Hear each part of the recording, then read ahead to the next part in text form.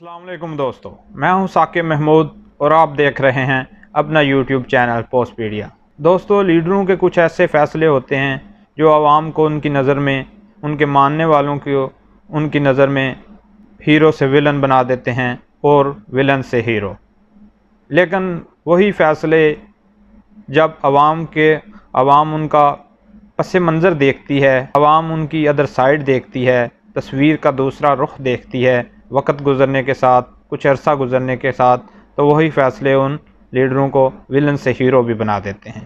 ایسا ہی ایک فیصلہ، ایسی ہی ایک کہانی جو میں آپ کو بتانے والا ہوں جان کینڈی اور نکیتا کرشچیف کے متعلق۔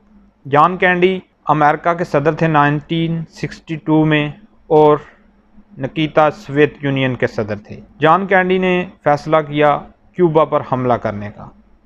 اس نے یہ فیصلہ کیوں کیا؟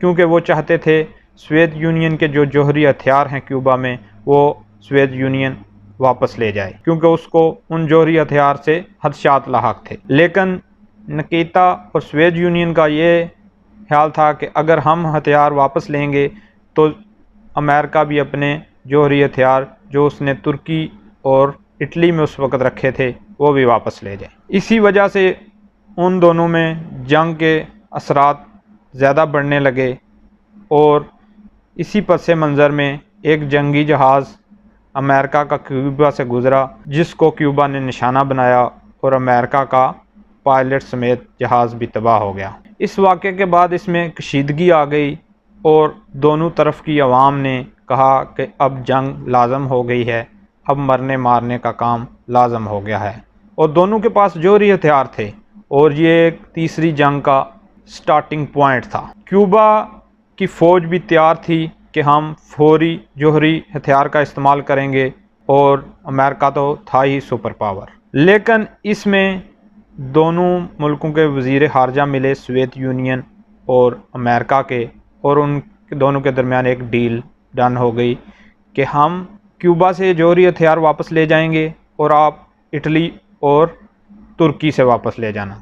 لیکن سوویت یونین والوں سے یہ معاہدہ ہوا کہ آپ یہ بات نہیں بتائیں گے کہ امریکہ بھی ترکی اور اٹلی سے ہتھیار واپس لے کر جا رہا ہے۔ دونوں میں جب یہ ڈیل ڈن ہو گئی تو دونوں ملکوں کی عوام، سوویت یونین اور امریکہ کی عوام میں شدید و غم غصہ تھا، جس کی وجہ سے نکیتا کا پورا کیریئر، جو سیاسی کیریئر تھا، ختم ہو گیا، اور عوام نے اس کو ایک ویلن کے طور پر پیش کیا، اور ایک ویلن کے طور پر گالیاں دی۔ اور جان کینڈی پر بھی کچھ ایسے ہی گزری اس کی عوام کی طرف سے۔ لیکن وقت گزرنے کے بعد جب یہ پس منظر لوگوں کے سامنے آیا تو پوری دنیا نے ان کو ایز اے ہیرو مانا کہ انہوں نے تیسری جنگ رکوا دی تھی اس وقت۔ اگر وہ جنگ ہو جاتی تو تقریباً آدھی دنیا ختم ہو جانی تھی، کیونکہ جوہری ہتھیاروں کا استعمال دونوں طرف ہونا تھا۔ یہی بات کل سے میں عمران خان کے ماننے والوں کے منہ سے سن رہا ہوں کہ اس نے بہت بزدلوں والا کام کیا ہے، بھاگ گیا ہے۔ لیکن میں بھی نہیں جانتا کہ اصل معاملہ کیا ہے، لیکن میں اتنا جانتا ہوں کہ عمران خان بھاگنے والا نہیں ہے، وہ ڈٹ کے مقابلہ کرنے والا ہے، وہ ڈرنے والا نہیں ہے۔ انشاءاللہ وقت کے ساتھ جب یہ معاہدہ، جب یہ ڈیل لوگوں کے سامنے آئے گی تو ایک دفعہ پھر عمران خان کے گن گائے گی۔ عمران خان زندہ باد، پاکستان پائندہ باد۔